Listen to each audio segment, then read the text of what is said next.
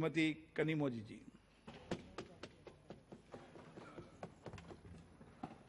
Thank you, sir. It's very heartwarming to listen to your words, which gives us a lot of credibility, because there are people who still do not accept that there is climate change and it's a crisis. So I start by thanking you for your words. And so today, human beings have become richer, more powerful, and more advanced. The literacy rate is much higher than ever before.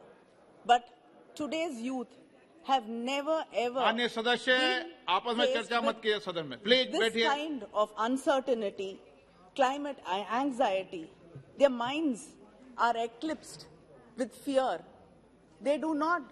When I was talking to a group of youngsters, one of the boys told me that they're not sure whether they'll reach the age of 50. It was very destabilizing to listen to a young person in his early 20s say that I do not know whether I will reach the age of 50. So we cannot wish climate change away. One of our youngest climate activists, Greta Thunberg, says our house is on fire and act like it is. We cannot call climate activists alarmists, or we cannot, push it away saying it's conspiracy theories. Our oceans are heating up, the rains are acidic, forests are burning, coasts are eroding, sea levels are rising, and people are displaced, and that is the truth. So we are bickering and politicking over caste, religion, and racial differences. But while we are doing all this, we are losing the only habitat known to humankind. And this is an existential crisis, and nothing is more important than this. The IPCC assessment report that was released in August this year has stated that it is code red for humanity. And it is said that it's just not climate change, but a climate emergency. The 26th Conference of Parties for United Nations Framework Convention on Climate Change was recently held 1 month ago in Glasgow. The 26th COP meeting is considered as the most significant meeting of the century because of the crisis in front of us.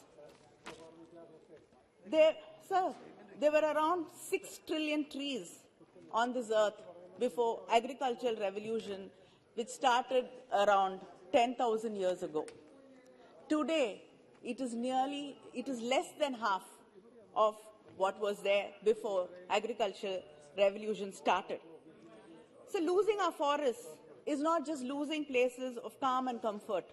We are losing the diversity of life, human health, and the livelihood it provides, and the climate resilience it gives the earth.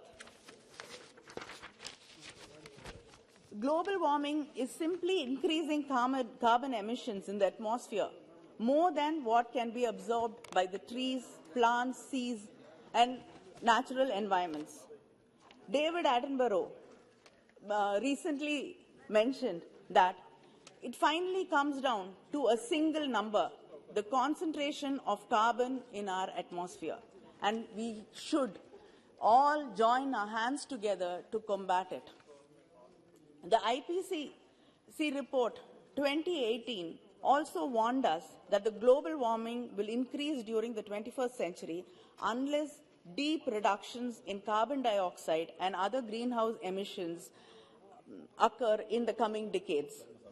The Paris Climate Agreement of 2015 was about limiting global temperature well below 2 degrees Celsius, whereas the Glasgow Agreement has gone a step ahead, and it's very ambitious, and it set its goals to reducing it around 1.5 degrees Celsius. That is pre-industrial revolution levels. Our Prime Minister has announced 5 important commitments in the climate summit. They are: India will increase its non-fossil energy capacity to 500 gigawatt by 2030. India will fulfill 50% of its energy requirements with renewable energy by 2030. India will reduce its carbon emissions by 1 billion tons by 2030. India will reduce carbon intensity of its economy by 45% by 2030. And India will achieve net zero by 2070. So, net zero is the balance between the amount of greenhouse gases produced and removed from the atmosphere. All 5 commitments by India are about mitigation aspects of climate change. The final commitment of achieving net zero by 2070 has received the most praise. The IPCC report 1.5 degrees Celsius is the first document that mentioned net zero emissions. The report explored and presented pathways for countries to limit the global average temperature increase within 1.5 degrees Celsius. One of the key insights from this report is that the world needs to achieve this by 2015 to limit its temperature. So I'd like to ask, what does it mean to achieve net zero emissions by 2070 for India? According to the study conducted by the Council for Energy, Environment and Water, India's total installed solar power capacity needs to increase to 5,630 gigawatts by 2070 to achieve this. The net zero which we have promised, which we made as a promise in the summit to the world. But the government, in its reply to a question in Lok Sabha on 2nd December 2021, has said that only 46.25 gigawatts of grid-connected solar power has been installed in this country. So how are you going to achieve your target? I mean, this is nothing compared to what we have promised the world. The usage of coal, especially for power generation, would need to peak by 2040 and drop by 99% between 2040 and 2060. Further, crude oil consumption also has to peak by 2050 and fall substantially by 90%. In the Paris Climate Convention, India committed to increase the share of non-fossil fuel resources to 40% of the power generation capacity and reduce the emissions intensity of the economy by 30 to 35% compared to the 2005 levels. To achieve our Paris pledge, we must have completed at least 175 gigawatt of renewable energy generation by 2022. But we've only achieved not even 2/3 of what we have to achieve. So how are you going to keep up the promise you've made to this world? To achieve its new goals, India will need to do much more in a holistic way. For instance, our country has a target of achieving 40 gigawatts of green energy from rooftop solar sectors by 2022. But we have not been able to achieve even 20% of that so far. In the transport sector, India has targeted around, its target is around 30% of the share of vehicles, electric vehicles, will be increased by 2030. But according to the Climate Action Tracker, to be compatible with the Paris Agreement, the share of EV sales needs to be between 95 to 100% by 2040. Our target is 30%, but it has to be nearly 85 to 100%. How are you going to bridge this gap? And the next major roadblock for India achieving net zero emissions in India is increased reliance on coal for power generation. More than 52% of India's energy needs are met by coal alone, and more than 60% are from fossil fuels. While in the past 7 years, the country has invested rupees 5.2 trillion in renewable energy. 5.2 trillion in renewable energy. But the investment in fossil fuel industry, it's come down only by 4%, but the investment is around 245 trillion. So, how are you going to keep the promise you made to the world? Very good question. Worse, the coal production is estimated to increase by 1 billion tons. And by 2024, from that to around 716 million tons in 2021. India is already home to the second largest coal-fired power plant pipeline in the world. According to the Central Electricity Authority, coal capacity is projected to increase from 202 gigawatt in 2021 to 266 gigawatts by 2930. The thermal power plants are not only a major source of carbon emissions, they also have other emissions like nitrous and sulfur oxide. India is the largest emitter of sulfur dioxide in the world. What are we doing? What are we going to do to reduce this? The government has initially had set a deadline for 2017 to install flue gas desulfurization units that will cut sulfur dioxides in our coal plants. But then we've moved the deadlines. We did not do anything to cut the emissions. But the easiest thing to do was to move the deadlines from 2017 to beyond that. The reason is cost. Because the private corporate companies, did not want to pay that much to install cutting down emissions, and nor did the government want to do it. But I'd like to ask, which is more important, human lives or these costs? It is very clear that the reliance on coal for energy in India will continue and it will peak in 2040. But the government is not honoring, and only after that will it fall and you will be able to reach your net zero by 2070. But you have not started honoring your commitments. You're just pushing deadlines. How will you achieve what you've promised to do?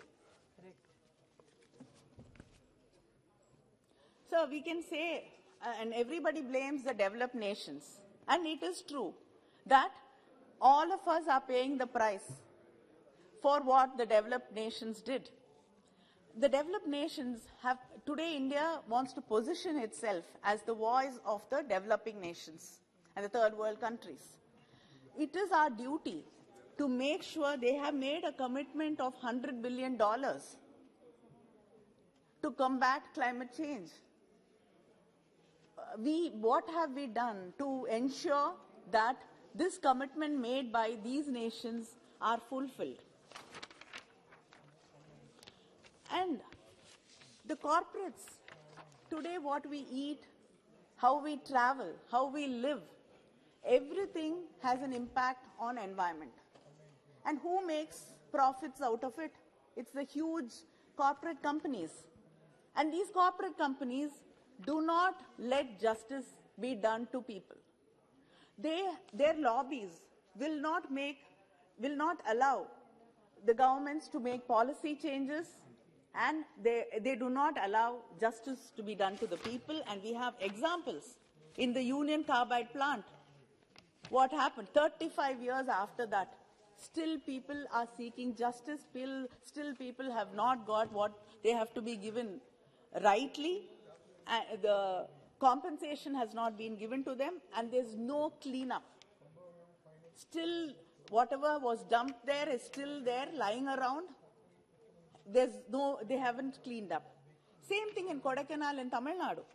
The Unilever, for 14 years, the mercury which has been dumped there has been poisoning the forests, the people who are working there, and the water, the river.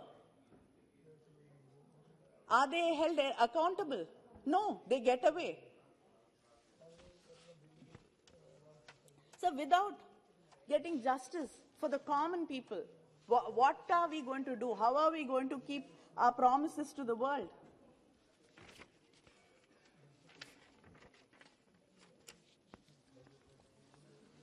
So we talk about so many disasters. We talk about refugees, around the world.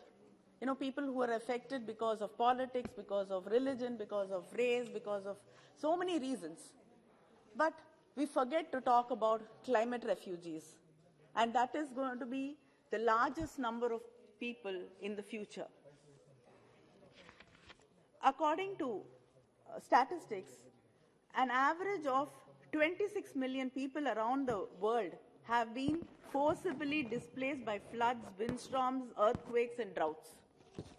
And this number, by 2050, will be increasing to 2 million people who will be forced to flee their homes, the places where they live in, the places where they work, where their forefathers lived, where they hope their children will live. They will have to leave these places and move and run as refugees because of climate change. And sadly, the Refugee Convention in 1951, it did not talk about the climate refugees, and we did not care about them then. We did not even know much about it then. But then, it is the responsibility of countries like India to make sure that these people are included. Climate refugees are included, and there's a definition for climate refugees so that their plight can be addressed and the world can be more sympathetic towards them. Sir, and India is going to be affected. In India itself, close to 1.5 million are being displaced every year because of climate change and because of extremities which we face every year. And just not being displaced internally. Neighboring countries can be affected because of water levels rising in the sea, and if they are submerged, people are going to come to our country and we will be affected. So what is the plan? What is the policy? Do you have any clarity of idea? Do you have you thought about it? How are you going to handle the people who are going to be internally displaced? Agriculture is going to be affected. People in the coastal areas are going to be affected. Fishing people are going to be affected. Their livelihoods are going to go. How are we going to handle that? How are we going to handle people who are coming from other nations into our country? So we know this House has seen that, members must have seen what happened in many of the states in India. And recently in Tamil Nadu, there has been an excess of 75% rainfall in Tamil Nadu. And these extreme weather conditions are definitely they are caused by erratic rainfall patterns, and the impact of climate change cannot be ignored because they are overlapping. And cities and agricultural lands, everything is being affected. Cities are being flooded. Do we have any plan how we are going to deal with it in future? It is there. We have a problem. There's excessive rainfall. Chennai was flooded. My constituency, Thoothukudi, was flooded. We're struggling to drain the water out. But I think the union government has to have a clear plan about how we are going to deal with it, how future rainfalls, monsoons are going to be dealt with. Do you have any plans? Do you have any clarity about it? But sadly, Chennai is struggling with floods. Water doesn't have any way to go out to the sea. And in spite of all that, you want to expand the port. And you want to close the Ennur Creek and the Kosastalayar River Basin because you want to expand the port. What happens to the city? What happens to the people there? Should we all drown? That's the only thing which will happen if the creek is closed. What a shame. So, yeah, I mean, we have to think about what we have, what is good in the long run, what is there good for the people, and not for what is good for the corporates.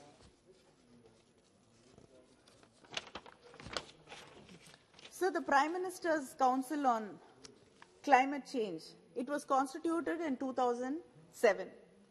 And then it was reconstituted, like everything would be reconstituted, in 2014. The Prime Minister held its first meeting of the Council in January 19, 2015. I would like to ask the Minister if the Council ever met after that. Because I've looked through the media and other reports, and there's no information of the Council meeting ever again. So if the Council did not meet after that, the Prime Minister went to the Glasgow summit on climate change. And he has made promises, he's delivered a speech, and he said what the stand of the country is going to be, and the minister was also there. I'd like to know, without consulting this council, why did you have this wide council? You did not consult any of the states, you did not consult any of the chief ministers. Because whatever promise you make, the state governments which have to implement it. Correct. Without the state governments, nothing can move. Correct. This is a federal nation. Cooperative federalism. And it's a union of states. I hope the government remembers that, and it has to consult with the states. Correct. It has to include the states, because we are the worst affected. You don't even, when there's a flood and when farmers are affected, when people are affected, and we ask the central government for funds, if we ask for 4,000 crores, not even 150 crores come. Correct. So you either help us this way, nor do you consult us. So I think it is very important to consult us. And moreover, I'd like to ask that the progress achieved by the National Action Plan on Climate Change, it was recently constituted. I'd like to know what they have done. And the Apex Committee for Implementation of the Paris Agreement is also not available about and what they have done, what they've achieved. I think it should be made available to the public so that they can understand what you have been doing and what you have been working. And the Atmanirbhar, it's very difficult. Atmanirbhar. Atmanirbhar. Pardon? See, that is the problem. You see, you don't understand that we speak different languages. Either it can be in English or you can have it in regional languages so all of us can say it. சரி இனிமேல தமிழ்லே பேசுறேன் புரியுதான்னு சொல்லுங்க. அதுக்கு permission கேட்கணும்ங்கறீங்களே. அதுதானே பிரச்சனை. The stimulus package not only has no place for environmental safeguards, but it is actually ecologically very regressive. One would have thought that the increasing scientific evidence linking economic problems and livelihood and disease outbreaks to ecological devastation would prompt a government that proclaims itself to be sustainable to put in place measures for conservation of natural ecosystems and wildlife. This is totally missing from your vision. We say make in India. I'd rather say Tarcharbudaya India. But we are waiting for technologies in tackling climate change problems from developed nations. There's a lot of discussions about carbon capture, utilization, storage, hydrogen cells. I would like to know the stand on the government, what you think about this. Do you think it is efficient? Do you think we can also include that? We can think about it. Nobody knows what the government thinks about it, whether it can be taken seriously or we are not going to include that in our climate policy. And it is very prohibitively expensive. You wouldn't put something to stop emissions, sulfur oxide emissions in the coal factories. So this is very prohibitive. So why can't make in India think about technologies which will reduce and which will protect our people?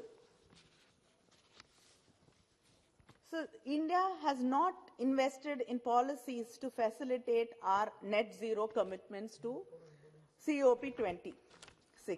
It has also not made the budgetary allocations necessary to execute on our promise to the net zero 2070. The union government has actually reduced the budgetary allocation to the environment ministry. The minister, I'm sure, is well aware of it, and he knows, he must have felt the pinch.